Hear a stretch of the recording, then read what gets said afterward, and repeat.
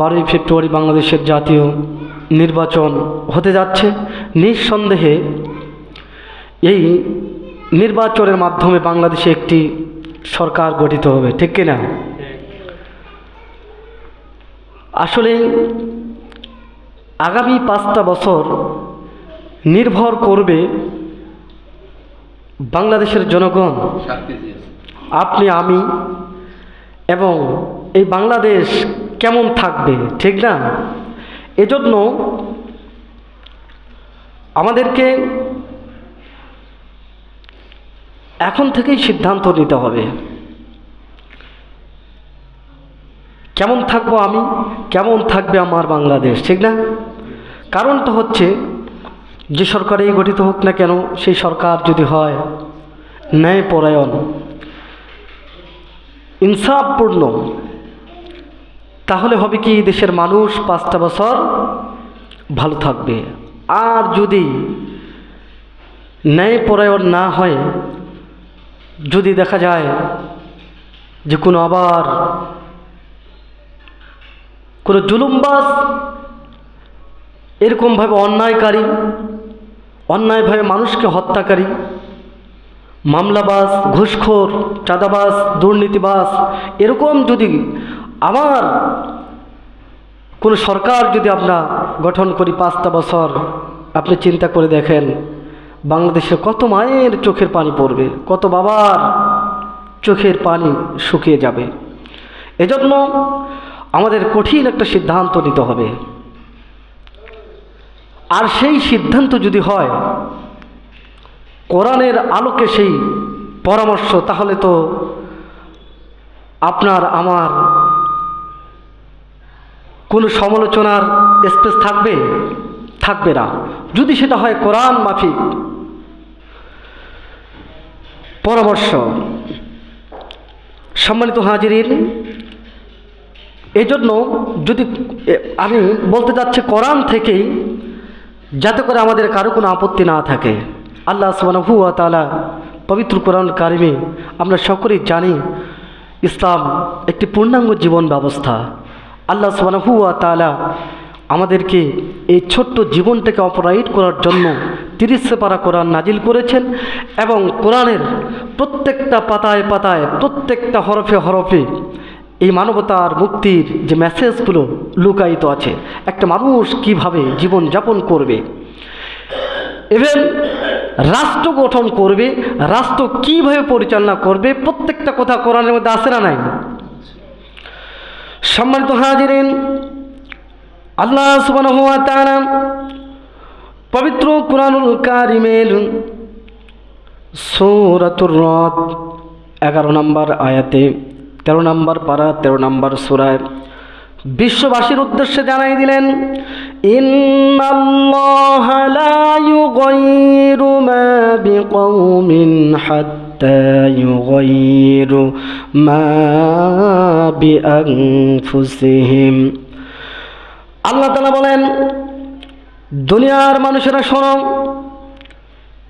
জাতির লোকেরা শোনো, কোনো জাতি যদি যতক্ষণ তাদের ভাগ্য পরিবর্তনের জন্য নিজেরাই সচেষ্ট হবে না, নিজের ভাগ্যকে পরিবর্তন করার জন্য নিজেই চেষ্টা করবে না, ততক্ষণ পর্যন্ত আমি আল্লাহ সুবহানাহু ওয়া তাআলা ও কোনো জাতির ভাগ্য পরিবর্তন করি না। কোথাকার? আল্লাহ বলছেন, যতক্ষণ পর্যন্ত কোনো জাতির, আল্লাহ পাক বলেন, ততক্ষণ পর্যন্ত কোনো জাতির ভাগ্য পরিবর্তন করি না, যতক্ষণ না পর্যন্ত ওই জাতির লোকেরা তাদের ভাগ্য পরিবর্তনে সচেষ্ট না হয় বা চেষ্টা না করে। কোথাকার? আল্লাহর কথা। এখানেই শেষ নয়, আল্লাহ সুবহানাহু ওয়া তাআলা পবিত্র কুরআনুল কারীমে সূরাতুল আনফালের 53 নম্বর আয়াতে আল্লাহ পাক সেম কোথায় বলছেন, ওয়াযালিকা বিআন্নাল্লাহা লাম ইয়াকু মুগায়্যিরান নি'মাতান আন'আমাহা আলা কওমিন হাত্তা ইউগায়্যিরু মা বিআনফুসিহিম এর আগে যে আয়াতের তর্জমা করলাম, অর্থ বললাম, সেম কথা আল্লাহ সুবহানাহু ওয়া তাআলা এই সূরাতুল আনফালেও বললেন যে আমি আল্লাহ রাব্বুল আলামিন ততক্ষণ পর্যন্ত কোনো জাতির ভাগ্য পরিবর্তন করি না যতক্ষণ পর্যন্ত ওই জাতির লোকেরা তাদের নিজের ভাগ্য পরিবর্তনের চেষ্টা না করে। এখন চেষ্টা আমরা কিভাবে করব? আল্লাহ রাসূল সাল্লাল্লাহু আলাইহি ওয়াসাল্লাম এইভাবে এই কথার উপরে, কোরআনের আয়াতের উপরে বেসিস করে জাতির ভাগ্য পরিবর্তনের জন্য সর্বপ্রথম যে শক্তি প্রয়োগ করতে বলেছেন আমাদের নবী সাল্লাল্লাহু আলাইহি ওয়াসাল্লাম, কি কথা তিনি বলেছেন?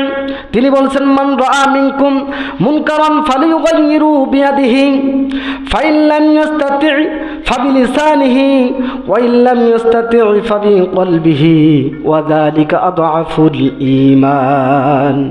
বিশ্বনবী বলেন, আল্লাহর বান্দারা, আমার সম্মানিত উম্মতেরা, তোমরা শুনে নাও, যখন তোমরা কোথাও কোনো অপরাধ সংঘটিত হতে দেখবে, কোথাও কোনো খারাপ কাজ যখন দেখবে, সেই কাজটা পরিবর্তন করার জন্য সর্বপ্রথম যে তুমি শক্তি প্রয়োগ করবে, বিয়াদিহি ফালিয়ুগাইয়িরু বিয়াদিহি, এই মন্দ কাজটাকে বিরত রাখার জন্য, খারাপ কাজটাকে এখানে আটকানোর জন্য সর্বপ্রথম যে শক্তি প্রয়োগ করতে বলেছেন বিশ্বনবী, ফালিয়ুগাইয়িরু বিয়াদিহি, আর সেটা হলো হাত দ্বারা।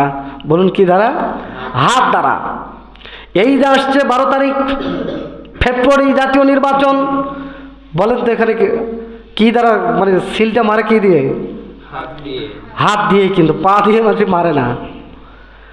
আল্লাহ রাসূল বললেন, কোন সমাজে, কোন রাষ্ট্রে, কোন কওমে যখন কোনো খারাপ কাজ হতে দেখবে, সর্বপ্রথম সেই কাজটাকে স্টপ করার জন্য আগে হাত দিয়ে সেটা বাধা দেওয়ার জন্য হাত দিয়ে সেটা বাধা দিতে হবে। আগামী 12 তারিখ আসতেছে নির্বাচনের দিন, আমরা যে ভোট দেই সেটাও কিন্তু আমরা হাত দিয়ে দেই। এজন্য এই হাত দ্বারাই পরিবর্তন করতে হবে, এটা আল্লাহর কথা। বিশ্বনবী এই মর্মে হাদিসটা কোট করেছেন।